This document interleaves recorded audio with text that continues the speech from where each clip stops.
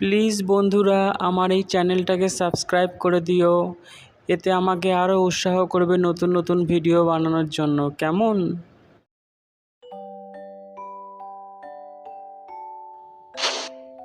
শিয়ালের একটা পরিবার ছিল। এই পরিবারে এক শিয়াল আর এক শিয়ালিনী থাকতো এবং তাদের একটা বাচ্চাও ছিল। কিন্তু একদিন হঠাৎ একটা বাষ্প তাদের ঘরের মধ্যে এসে পড়ে। দেখো দেখো, ঘরের মধ্যে কোথা থেকে একটা বাস্ক চলে এসেছে। ভালোই হলো, বাস্কটা খুব বড়। আমি এটা দিয়ে ফুটবল বানিয়ে খেলবো। আমি মাঠে যাব, বন্ধুদের সাথে এটা দিয়ে খেলবো। বাচ্চা শিয়ালের মা ভাবতে থাকে কিসের না কিসের বাস্ক হবে, ওকে ধরতে বারণ করি। আমার সোনা বাবা, তুমি এই বাস্ক নিয়ে খেলো না। কার না কার বাস্ক হবে, কি না কি থাকতে পারে ভেতরে। দরকার কি, তোমাকে আমি বল কিনে দেব, ফুটবল, তাই দিয়ে তুমি খেলবে। বাস্কটা মনে হলো একটু নড়ে উঠলো। কি গো, তুমি তাড়াতাড়ি এই বাস্কটা বাইরে ফেলে এসো। মা দেখো, বাস্কের ভেতর থেকে কেউ গান করছে মনে হচ্ছে। এটা জাদু বাস্ক বাবা, তুমি এটা আমাদের বাড়িতে রেখে দাও, ফেলো না। এটা থেকে গান শুনতে পারবো। আমি যে তোমার গান হচ্ছে বাবা। শিয়ালের বউয়ের কথা মতো শিয়াল সেই বাস্কটাকে নিয়ে বাইরে ফেলে দিতে যায়। কি গো, তুমি তাড়াতাড়ি করো, বাস্কটাকে নিয়ে বাড়ির বাইরে বের করে দাও। আমার কিন্তু খুব ভয় লাগছে।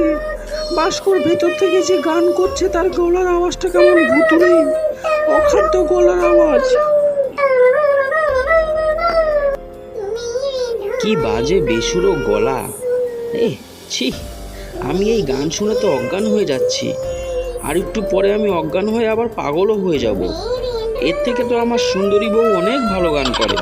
ওর গলার আওয়াজটা একদম কোকিলের মতন, তাই তো আমি ওকে ভালোবেসে কোকিল কণ্ঠী বলে ডাকি। যেমন পচা গান করছে, তেমন বাস্কের ভেতর থেকে একটা ভুসকা ভুসকা পচা গন্ধ বেরোচ্ছে।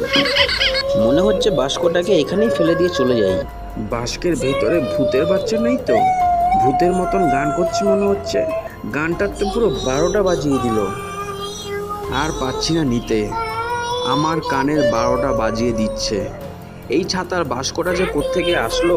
এই বেসুরো গান শুনতে শুনতে আমি তো জঙ্গলের অনেক ভেতরে চলে এসেছি দেখছি। এর বেশি ভেতরে যাওয়া উচিত নয়, অঘটন ঘটতে পারে। যাক, বাস্কটা আমি বরং এখানেই রেখে চলে যাই। ওরে বাপ, বাস্কটাকে মাটিতে রাখার পর দেখতে পাচ্ছি বাস্কর উপর থেকে আগুনের মতন ফুলকি বেরোচ্ছে। এটা তো দেখে মনে হচ্ছে কিছু খারাপ হতে চলেছে। বাস্কটা তো দেখছি গান করা বন্ধ করে দিয়েছে। আগুনটা দেখে মনে হচ্ছে আগুনের ফুলকিগুলো আরো বড় বড় হচ্ছে। এখন দেখে মনে হচ্ছে বাস্কের ভেতর থেকে কিছু একটা বের হবার চেষ্টা করছে। ও বাবা গো, এই আমি কি দেখছি? এ তো দেখছি একটা ভয়ানক রাক্ষসী। আমাকে তো বাঁচতে হবে এখান থেকে, আমি পগার পার। এরপর শিয়াল খুব ভয় পেয়ে যায় আর রাক্ষসীকে দেখে ঘন জঙ্গলের মধ্যে দিয়ে ভয় পালাতে থাকে আর দৌড়াতে থাকে। তবে রাক্ষসীও তার পেছনে পেছনে যেতে থাকে আর বলতে থাকে, আমি তোর বাড়িতে যাব, তোর বাড়িতে থাকবো। আমি গান শিখতে চাই, তোরা আমাকে গান শেখাবে। গান শিখে আমি গায়িকা হতে চাই। এরপর শিয়ালের বাড়িতে গিয়ে শিয়ালের বউ আর বাচ্চা আর শিয়াল তিনজনে মিলে রাক্ষসীর গান শেখার ব্যাপারে রাজি হয়। রাক্ষসী মাসি, তুমি গান শিখবে? কিন্তু তোমার গানের আওয়াজ তো পুরো কাকের মতো। তোমার গান কেউ পছন্দই করবে না। তুমি গান না শিখে বরং তুমি আমাদের বাড়ির কাজের মাসি হয়ে যাও। এই কথা শুনে রাক্ষসী খুব রেগে যায়। ঠিক আছে রাক্ষসী, তুমি যখন গান শিখতে চেয়েছো, শিখবে বলেছো, আমি শেখাবো তোমাকে। কিন্তু ভালো মতন শিখতে হবে, যাতে তুমি 1 থেকে 3 জনের মধ্যে হও। এরপর শিয়ালিনী রাক্ষসীকে গান শিখিয়ে তেজ পারফরমেন্স করিয়েছে আর 1 নম্বর বানিয়েছে।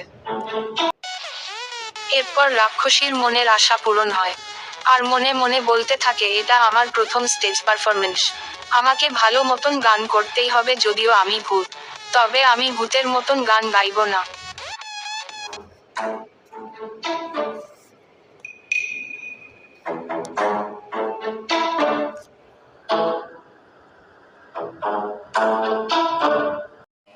বন্ধুরা, তোমরা কেমন আছো? সবাই ভালো আছো তো? আমি আজকে প্রথম গান করতে যাচ্ছি স্টেজে।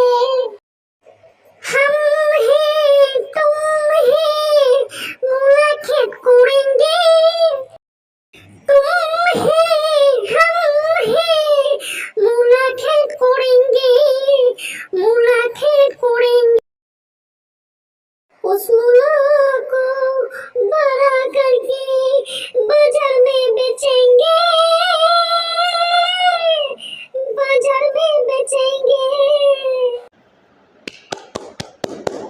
বাড়িয়া বাড়িয়া, খুব ভালো হয়েছে, খুব ভালো হয়েছে, 1 নাম্বার পেয়েছো তুমি।